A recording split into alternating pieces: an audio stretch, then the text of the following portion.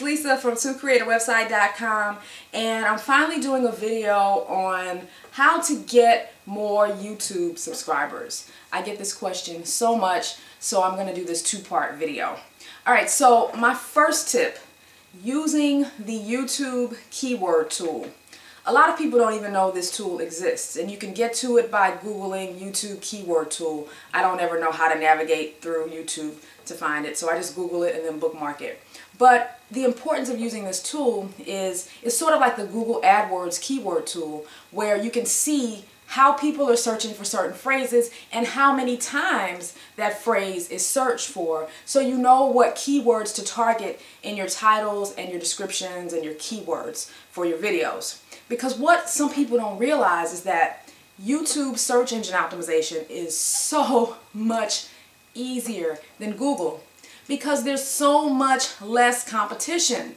It's so much easier to throw up a blog post, but not as many people do videos because, you know, there's many reasons. Some people are worried about how they look, how they talk. So while your competitors are not doing video because they're worried that their nose looks funny on YouTube, you could be capitalizing on that extra exposure. So using the keyword tool will really help you, gain better rankings with your videos. I rank on YouTube for one-word phrases that I would never rank for on Google.com, simply because Google.com is much more competitive. And sometimes what I'll do is I'll use a different title for my video initially, so when it shows up in my feed or in your feed, your subscription feed, it'll get your attention, and then as the video gets older, it falls off the feed, then I'll change it to something that is more SEO friendly. And the other thing too is what I notice is if I change like my title or description, I'll notice an immediate change in the ranking of the video. Like, it seems to take effect a lot quicker than it does on Google.com. So SEO is not nearly the monster that it is on Google. So definitely take advantage of that keyword tool. Alright, so the second tip is promoting your videos, which is a program on YouTube. You can actually pay to get your videos seen. It's sort of like, it actually is pay per click. It's basically the YouTube version of AdWords. So let's say you have a video on muscle building and you want that video to rank #1 when somebody types in muscle building. You can actually tell YouTube, hey, I want to set a budget of $200 per month. I'm going to pay this amount per click, and then your video will show at the top of the sponsored results for whatever keywords you want to target. Now, some people do this just to get extra traffic to their videos, extra subscribers, but the tricky part about that is you don't really know how effective that is because it's hard to track some of those things. The real purpose of this Promote Your Video program is to actually make money. So if you're selling a book and you have a video where you're talking about something and at the end of the video you promote your book, you could create a campaign for this video and set a budget, $200 a month or whatever, and let's say you have a special tracking link in that description so you can see how many sales are coming from this video. Then you can say, okay, I've made $900 in sales from this video, so this campaign was successful. So while you can use this to drive people to your channel, your videos, and hopefully get more subscribers, it's really best for making money, getting a return on your investment. Third tip, targeting your videos. I really think for new YouTube channel owners, it's really best to upload videos that are centered around the same topic. Go very targeted, because it's much easier to draw in a more engaged audience. And I know what you guys are thinking, what about those people that have millions and millions of subscribers and they just do silly random stuff? Quite honestly, these people are the exception more than the rule. Typically, they're very funny, they're very engaging, and they have a knack for drawing people in.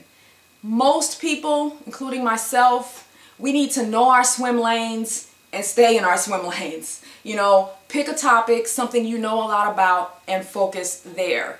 I know it would be wonderful to have a bunch of videos on a bunch of different topics and have a bunch of subscribers, but the problem with that is when you do that, you don't really know what people want to watch because you have so many people who have subscribed for so many different reasons. So I personally think that for the average person, it's best to stay targeted. And then once you get more subscribers and people are more loyal to your channel, you can then kind of stray a little bit and try doing some different things. But I definitely think you want to stay focused when you're just getting started. Plus, it's also best for the YouTube partner program. That's even in their guidelines. I think they recommend that you keep your videos pretty focused. But that's not to say you can't still become partner, because if your video, no matter how different or how untargeted your channel is, if you get views, you'll get invited to be, partners. So that's not a rule by any means, but I just still think for the average person that you should really shoot to go as targeted as you can. My fourth tip, upload videos regularly. You gotta build that momentum. You want people to get used to seeing you. I subscribed to somebody once and it took them forever to upload like their next video, and I remember seeing them in my feed and I was like, who is that? And so I clicked the video to play it and they started talking and I was like, why did I subscribe to this person? Who is this? And I really had to jog my memory and remember who that person was. So it's really important when you're trying to build your following to do videos on a regular basis so you can build up that momentum and familiarity with your audience. Tip 5. Video responses. I talked about this in December and a lot of you guys were like, I don't like doing video responses because the channel owners don't ever approve them.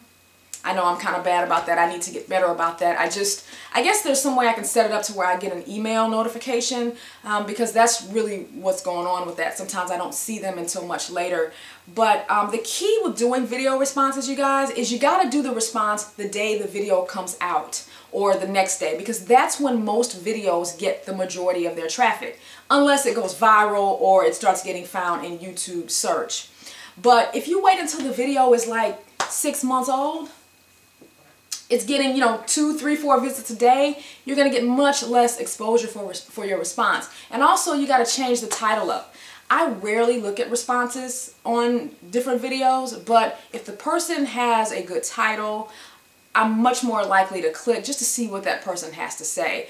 I still believe in the power of video responses. I know of people who have built up their channel doing them regularly, and I think it can work. So that's just something to think about.